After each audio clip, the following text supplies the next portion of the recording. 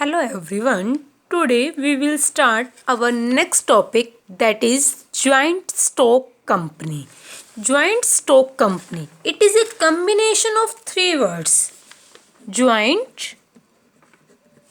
plus stock plus company. Joint का मतलब होता है कोलेक्टिवली. क्या होता है? कोलेक्टिवली. स्टॉक का मतलब होता है securities like shares, debentures. Company होती है एक legal entity made up of association of people. क्या है? ज्वाइंट स्टॉक कंपनी कॉम्बिनेशन है थ्री वर्ड्स का. ज्वाइंट मतलब कोलेक्टिवली, मिलकर. स्टॉक जिसमें हम सिक्योरिटीज की बात करते हैं, शेयर्स की बात करते हैं. और कंपनी क्या होती है? एक लीगल एंटिटी जो कि ग्रुप ऑफ पीपल मिलकर स्टार्ट करते हैं. इससे पहले हमने सोल ट्रेड के बारे में पढ़ा, हमने पार्टनरशिप के बारे में पढ़ा, हमने ज्वाइंट हिंदू फैमिली बिजनेस के बारे में पढ़ा, हमने कोऑपरेटिव सोसाइटी के बारे में पढ़ा. ये सारी क्या थी? बिजनेस की फॉर्म्स थी. हमने सबकी मेरिट्स देखी, सबकी डीमेरिट्स देखी. सोल प्रोप्राइटरशिप की क्या थी? कुछ डीमेरिट्स थी, लाइक इसमें 1 पर्सन होता है, सारी की सारी कैपिटल उसकी लगी होती है, लॉस सारा का सारा उसे बियर करना पड़ता है, उसकी लाइबिलिटी अनलिमिटेड होती है. ये चीज़ हमने की थी. इसकी लिमिटेशन की वजह से, जो सोल प्रोप्राइटरशिप है उसकी लिमिटेशन की वजह से क्या आ गया? पार्टनरशिप आ गया. क्या आ गया? पार्टनरशिप. ठीक है. पार्टनरशिप के अंदर भी क्या था? इसमें 2 और मोर पर्सन होते हैं जो विलिंगली क्या करते हैं? ज्वाइन करते हैं किसी बिजनेस को, किसी लीगल बिजनेस को. इसके अंदर भी हमने कुछ लिमिटेशन की, लाइक लिमिटेड रिसोर्सेज, क्योंकि मेंबर्स की लिमिट थी मिनिमम 2 एंड मैक्सिमम 50. लाइबिलिटी क्या थी? अनलिमिटेड.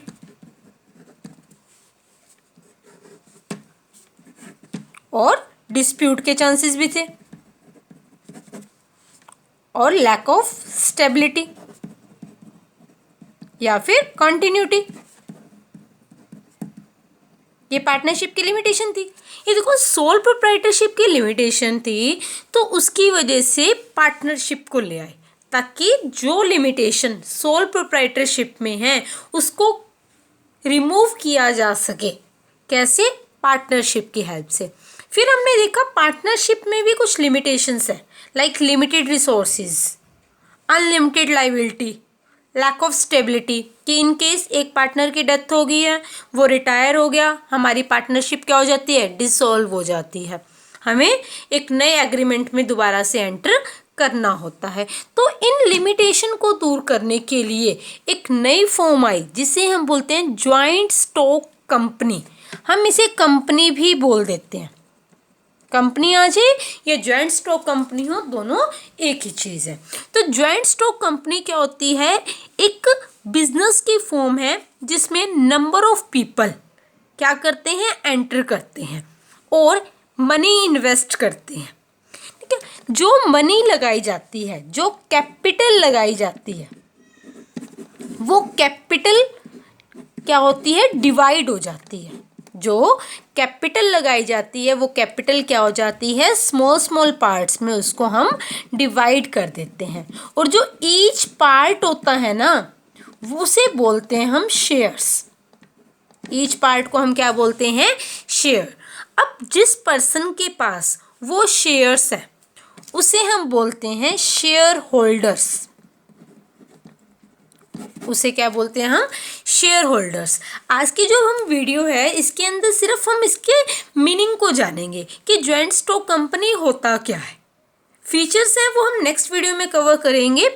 तो जो जॉइंट स्टॉक कंपनी है, उसके अंदर जो भी मनी लगी होती है वो शेयर्स की फॉर्म में लगी होती है। यानी कि जिन लोगों ने मनी इन्वेस्ट की है वो किस फॉर्म में करते हैं, शेयर्स। शेयर्स क्या होता है, जो कंपनी की कैपिटल होती है उसको हम स्मॉल स्मॉल पार्ट्स में डिवाइड कर देते हैं और ईच पार्ट क्या कहलाता है, शेयर कहलाता है।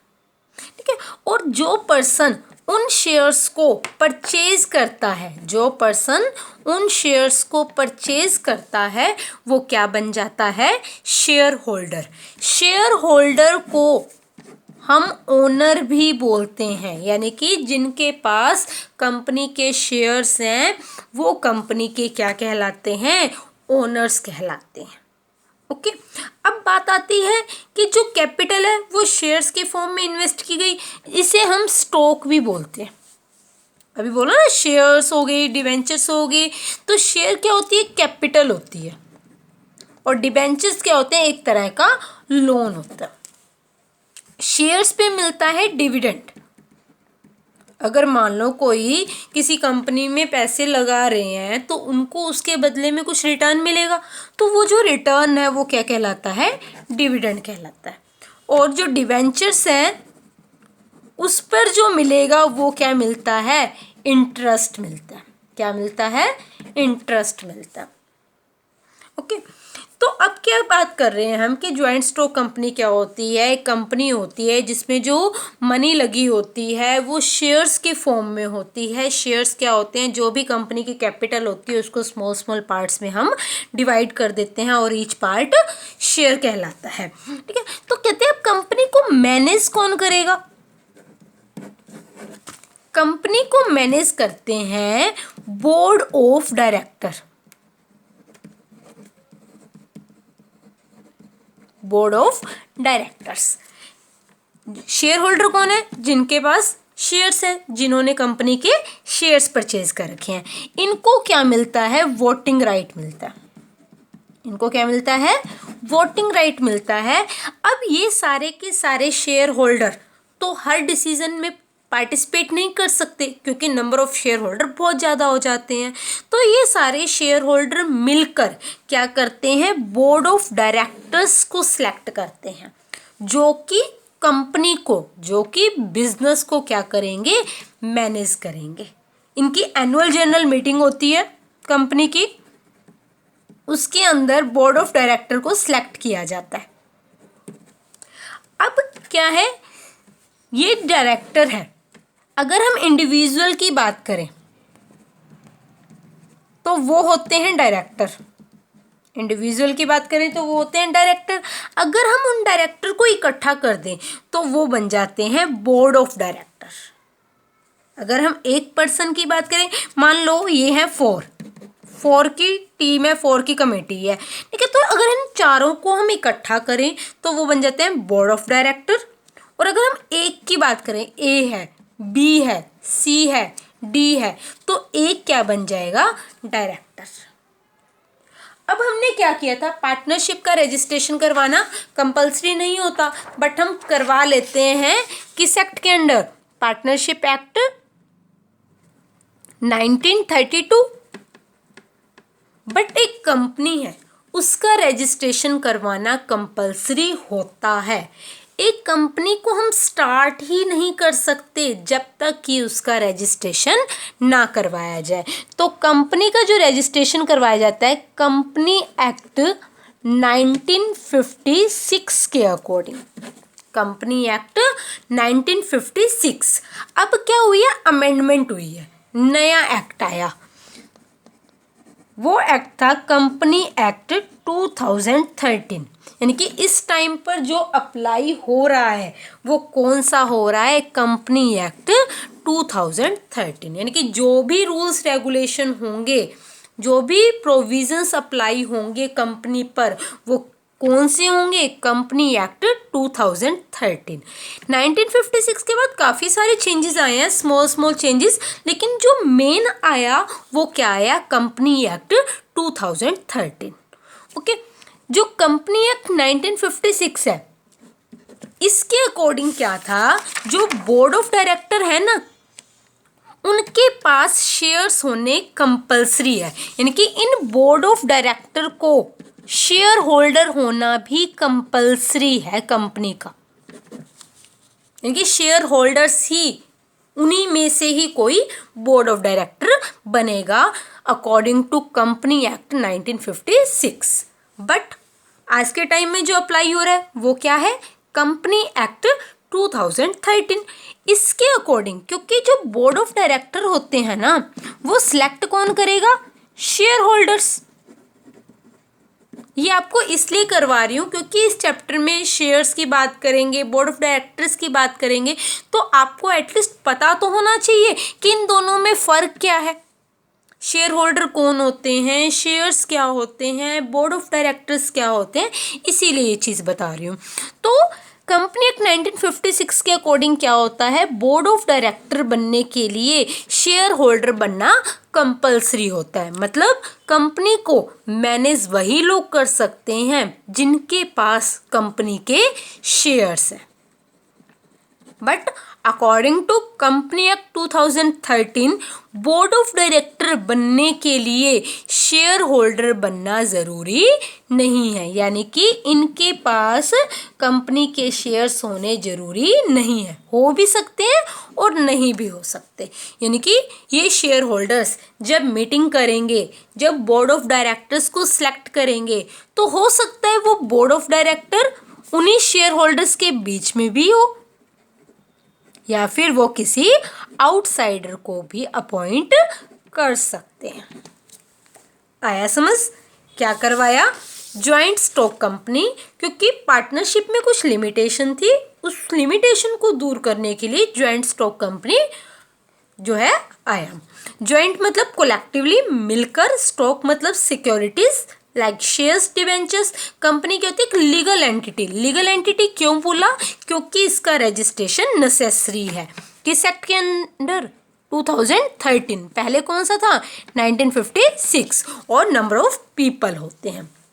जो कंपनी की कैपिटल होती है, जो कंपनी में मनी लगी होती है, वो किसकी फॉर्म में लगी होती है, शेयर्स की फॉर्म में। किसकी फॉर्म में, शेयर्स की फॉर्म में। शेयर्स क्या होते हैं, जो कंपनी की कैपिटल होती है उसको स्मॉल स्मॉल पार्ट्स में डिवाइड कर देते हैं, और ईच पार्ट क्या कहलाता है, शेयर कहलाता है। और जिनके पास वो शेयर्स होते हैं वो क्या बन जाते हैं, शेयर होल्डर्स।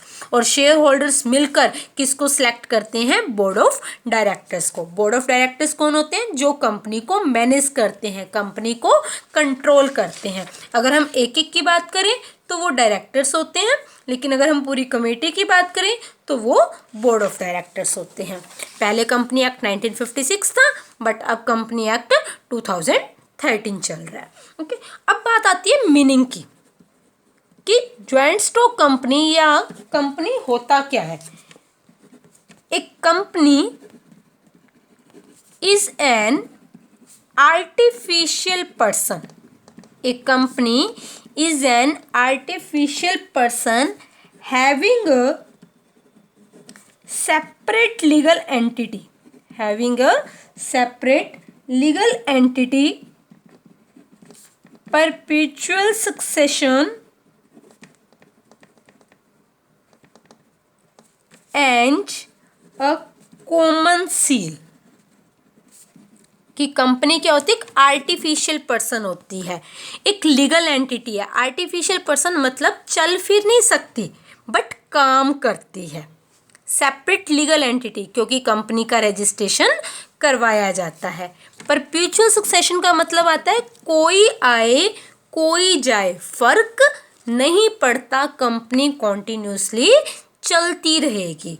और एंड ए कॉमन सील, क्योंकि अब एक कंपनी है, जैसे रिलायंस की बात करें, नेस्ले की बात करें, एचयूएल की बात करें, क्या कंपनी साइन कर सकती है? हम जो जानते हैं वो कंपनी के नेम से जानते हैं कि रिलायंस कंपनी को इतने अच्छे प्रॉफिट हो रहे हैं, टाटा को इतने अच्छे प्रॉफिट हो रहे हैं। हम ये बात नहीं कहते मुकेश अंबानी को प्रॉफिट हो रहे हैं, ऐसा नहीं बोलते। तो जो बिजनेस चलता है वो कंपनी के नेम से चलता है। अब कंपनी खुद तो साइन नहीं कर सकती क्योंकि वो क्या है, एक आर्टिफिशियल पर्सन है। तो कंपनी की क्या होती है, एक स्टैंप होती है। कंपनी की क्या होती है, एक स्टैम्प होती है, एक सील होती है, जिसकी हेल्प से कंपनी की जो भी है ट्रांजैक्शंस होती हैं। ओके, कि क्या बताया, कंपनी क्या एक आर्टिफिशियल पर्सन है जो चल फिर नहीं सकती, सांस नहीं ले सकती, लाइक ह्यूमन बींग्स, हम लोगों की तरह, और एक सेपरेट लीगल एंटिटी है, यानी कि जो कंपनी है और कंपनी के जो ओनर होंगे वो दोनों अलग अलग होते हैं। परपेचुअल सक्सेशन मतलब कोई आए कोई जाए फर्क नहीं पड़ता, कंपनी हमेशा चलती रहेगी। और कंपनी क्योंकि एक आर्टिफिशियल पर्सन है, वो अपने साइन नहीं कर सकती, तो उसकी क्या होती है, एक कॉमन सील होती है, एक स्टैम्प होती है। आया समझ? नेक्स्ट वीडियो में इसके मीनिंग को हम डिटेल में करेंगे और इसके फीचर्स को करेंगे। Thank you, have a nice day.